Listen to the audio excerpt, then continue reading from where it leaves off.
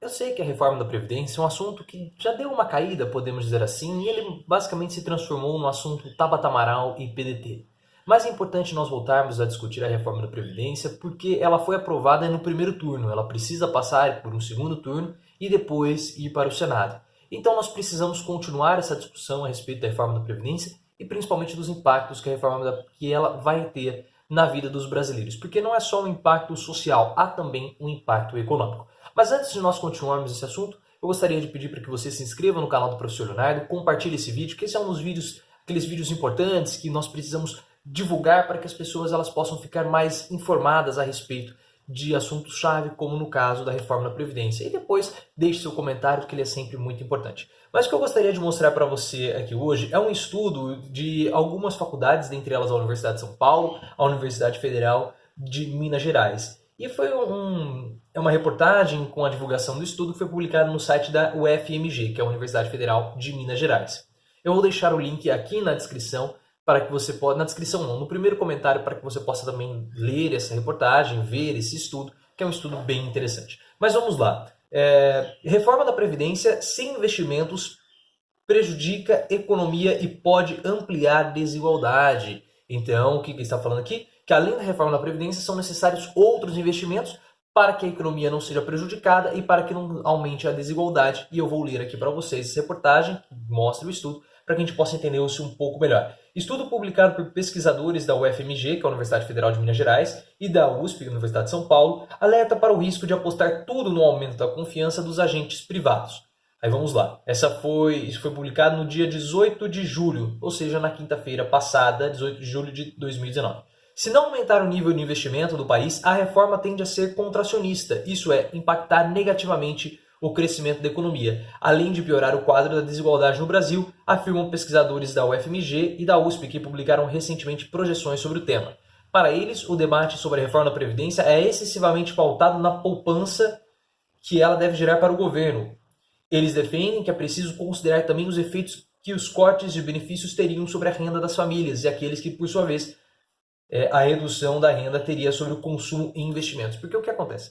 As pessoas mais pobres, todo o dinheiro que elas ganham a mais, elas gastam, porque falta muito na vida dessas pessoas. Falta comida, falta alimentação, falta lazer. Então, qualquer coisa que você adicione ao orçamento dessas pessoas, elas vão e gastam. Ou seja, elas não poupam esse dinheiro. Primeiro porque elas não têm condições de poupar.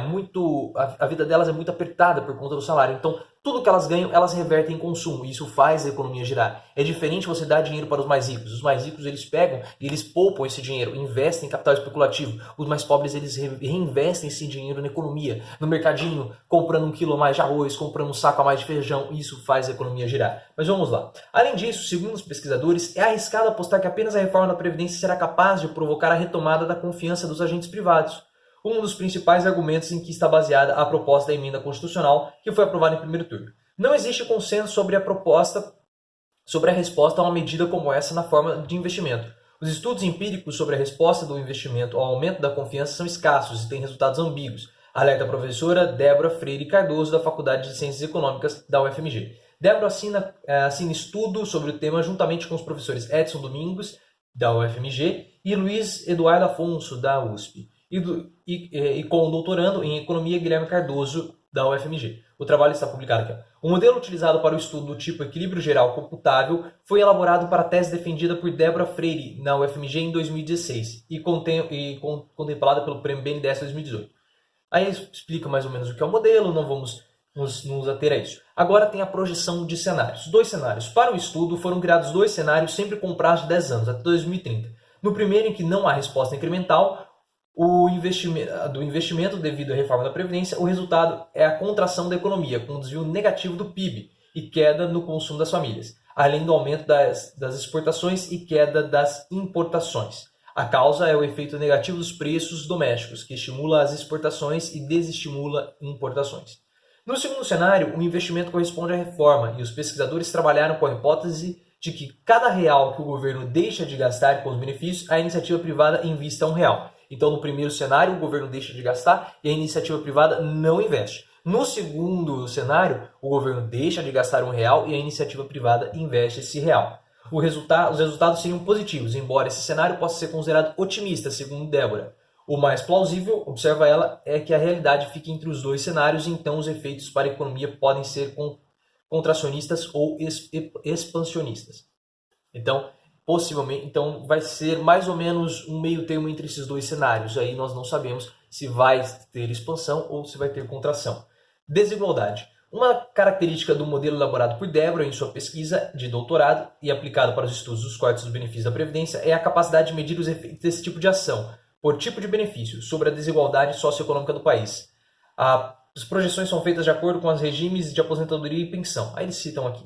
Segundo a professora, os cenários em que são simulados os cortes de benefícios com a premissa do ajuste do investimento têm impactos muito similares aos cenários de investimentos não incremental, ou seja, aqueles que não têm o incrementozinho ali do real, dos valores, né? um real, 2 Reduzir o pagamento de benefícios é progressivo, ou seja, diminui a desigualdade, uma vez que os benefícios ocupam as faixas mais altas de renda. No caso do regime geral da Previdência, o efeito é pouco regressivo, ou seja, piora um pouco a desigualdade porque o benefício é mais uniformemente distribuído entre as famílias. Quando se trata do BPC, que se destina às famílias de baixa renda, diminuir benefícios é altamente regressivo. Débora, a professora, lembra que o BPC já não deve ser atingido pela reforma, mas incluí-lo nas simulações serviu para respaldar essa decisão e para subsidiar futuros debates sobre o benefício. Aí eles falam aqui sobre outras medidas, tá?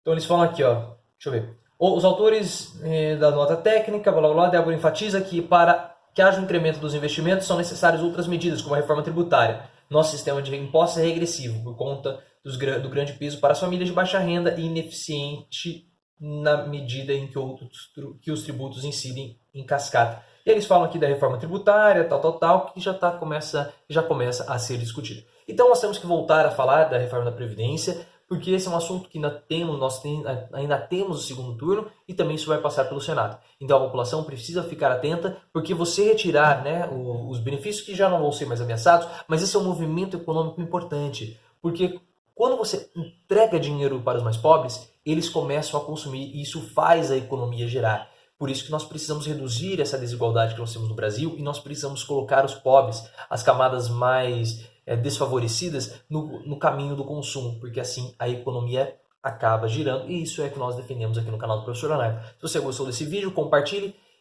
traga mais pessoas e vamos fortalecer essa nossa corrente. Essa reportagem, esse estudo está aqui nos comentários, é o primeiro comentário para que você possa entrar e tirar as suas próprias conclusões.